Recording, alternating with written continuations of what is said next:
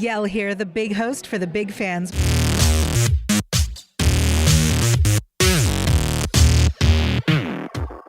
We are talking about books. Yes, we are. Yeah, that's what we're here. This is what you do at Comic-Con. It's super exciting. Yeah, it's a time. Hello, everybody. Join us. It's a party over in the book circle. All right, let's talk about the Valiant. Let's talk about the Valiant. All right. I want to know, when you're writing, do you sit down and write an outline, or do you just start writing and see where it goes? Yes. Great. That's the best advice for an upcoming writer. It actually is. I think it was Neil Gaiman who said, "Oh, Neil." Neil said O'Neill? No, yeah, I said O'Neill. Yeah, he probably did at some point. I'm sure. Yeah, no, I think he said, you never learn to write a book. You only learn to write the book you're writing. Okay. So, and each time, and The Valiant is my 12th published novel. I've got 2 more coming after that. I've written 14 books since 2009.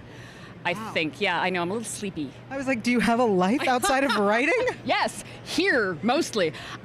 It's funny because with The Valiant, I mean, we sold it initially to HarperCollins Canada on proposal, and then my agent was like, "Okay, that's great. We've got Canada locked up. When we go down to the States," so that was proposal. That was a. What does that mean? That was I wrote a 1-page pitch that we presented to my editor, who'd been my editor for some other books, and it was hilarious. It's one of the easiest sales I've ever made because we went out for a holiday beverage, and she was like, "What do you got?" And I said, I pulled out this folded piece of paper from my purse and handed it over to her, and she's like, "I would like to buy your female gladiator story," because she was so fascinated by the idea. Yeah. So that was basically an elevator pitch, kind of like, back book cover sort of thing. Mm-hmm. And she'd worked with me before, and she knew that I could, So the initial content, I mean, it goes through.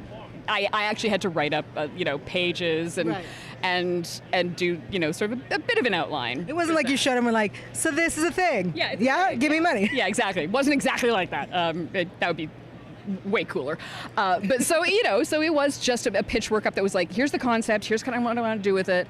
And then when we were selling it down the States, my agent was like, okay, we want to take out the whole book to sell it down to the States, because it's just, it's an easier sell that way, because the companies are much larger down there, and we wanted to pitch to a couple different ones. And so I said, okay, and so I wrote the entire book. And then we actually sold it. You sound so surprised. Well, it's a great concept. Like, at first it's a great concept, and then I'm assuming if you've written so many books that you know how to write.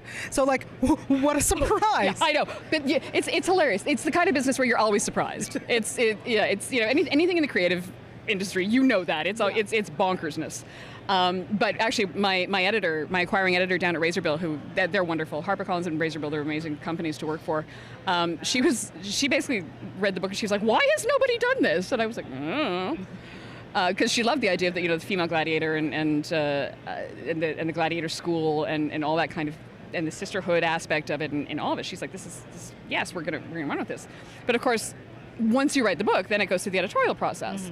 Mm-hmm. So you send it into your editor, and then you wait, and then you get your first round edits back. And I never worked with Tip before, and she's brilliant. She's like half my age and 3 times smarter than I am, and I love her.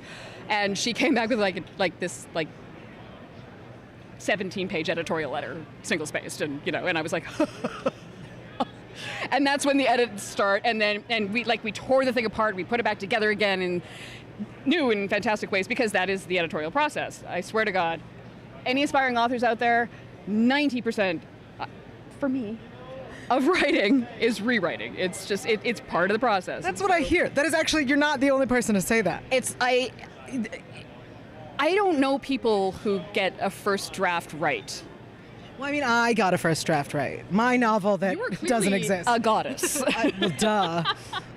Well, I mean, I already knew that, but yeah, it's the entire process is, and writing a novel is, at least in my experience, and I have some now, is an incredibly collaborative experience. Everything from, your edits to the design of the book to when you get your cover art.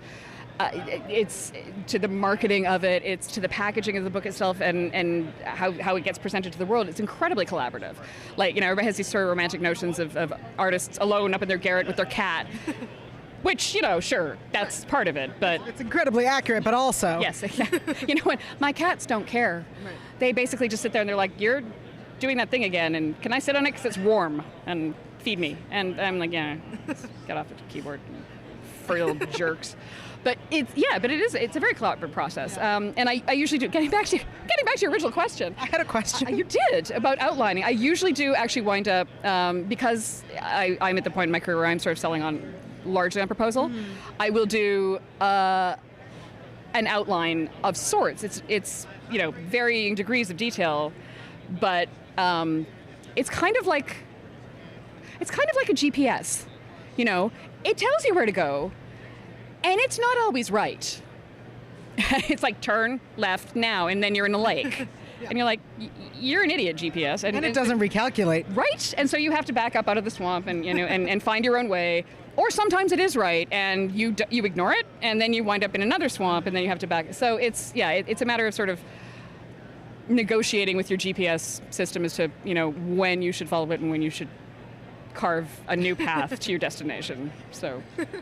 What a beautiful analogy for writing. I love it. Thank you. I literally just came up with that now. Well, it's brilliantly said. I'm totally going to use it again. Yeah. So I know that the Valiant was a pilot was picked up for the CW, and do you have dream casting when you write? Do you think of, oh my God, this person? I'm describing this person that already exists. I know a lot of authors who actually do, or who do Pinterest boards, and who fantasy. Do you not Pinterest when you write? I Pinterest a little bit, but I usually Pinterest images more than like actors. Okay. So because if Chris Pine is like too forward in my brain, then I have trouble writing around that. So I try not to like actually categorically cast. Okay. If I see like maybe an image of like a piece of artwork or something like that, I'm more likely to kind of run with that sort of thing. I did write a series where I'm pretty sure Fenris was like Chris Hemsworth, it might have something to do with the fact that Fenris shows up at the beginning of that book pantsless. So Chris Hemsworth for sure. What? I'm sorry, what were we talking about? Yeah. I'm with you, I'm down. That might be the only time I really did that. But hilariously enough, when I was in the midst of doing some of the rewrites and stuff, the design department at Razorbill were sending me portfolios of models that they were considering for the cover art for Fallon. And I had an image in my head of Fallon, and again, I didn't do a fantasy cast of her, but I knew that I wanted a girl who wasn't like, sort of like waif like and model like, and I said, I want a girl who looks like she can, put on some armor and pick up a sword and actually fight someone. And so they sent me the portfolio of this one particular model, and like, we're thinking about her. What do you think of this? And I was paging through her pictures, and I was like, oh yeah, the one lifting the car. That girl. And she, like, there's this picture of her, she's beautiful. She's like, and I was like, because she was a sports model as well. And I was like, the car girl. Yes. And facially, she looked like Fallon, and it was amazing. And then I got the cover art for book 2, and they put one of the other gladiatrixes on. I'm not, no spoilers, but and the armor and everything. And they actually did consult me sort of on like, armor and weapons choices and that sort of thing. And that part of the process is always super exciting for me when you start to get the visuals in. I really wish I could see her picking up the car. I want that to be on the cover of. In the third book, we jump through time and she lifts cars. And she lifts cars. Yeah, she's magnificent. I don't even know the woman's name, but I was like, that one. Yeah. So for when the CW actually gets around to doing like casting, I will be so fascinated with that process. And again, I will mostly be like doing the same thing you guys will be doing. I'll just be fangirling all over it. Well, at least hopefully now they think she must be able to lift a car.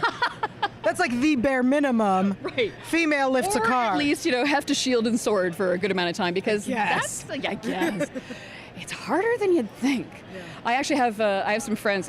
Strangely enough, you mentioned fantasy casting. A friend of mine named Casey is actually a stunt coordinator for film and TV.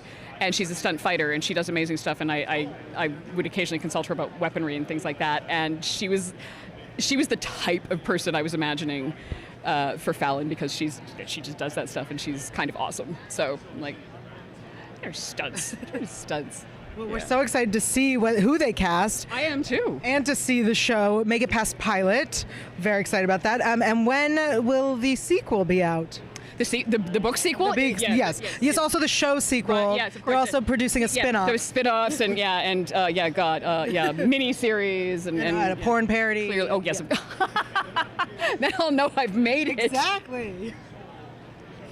Now I'm thinking of variant titles in my head, and it's awful. The sequel to the book is called The Defiant, and it will be out in February. Awesome. Yeah. February 2018. February 2018, that's right. Okay. Yeah. The first book came out actually on February 14th of last year, so it's a year from now. And actually, I just refer to that as Valentine's Day, because I'm a horrible Punster? I'm a horrible person, just in general. I think it's wonderful. I think it's wonderful. Well, we're so excited for the show, the book, everything. And especially the CW, because I love those guys so much, and what they're doing with female stories and female-led stories. As I said, both in front of the camera and behind the camera. I feel like I'm in immensely good hands. We're so excited. Thank you so much. Thank you.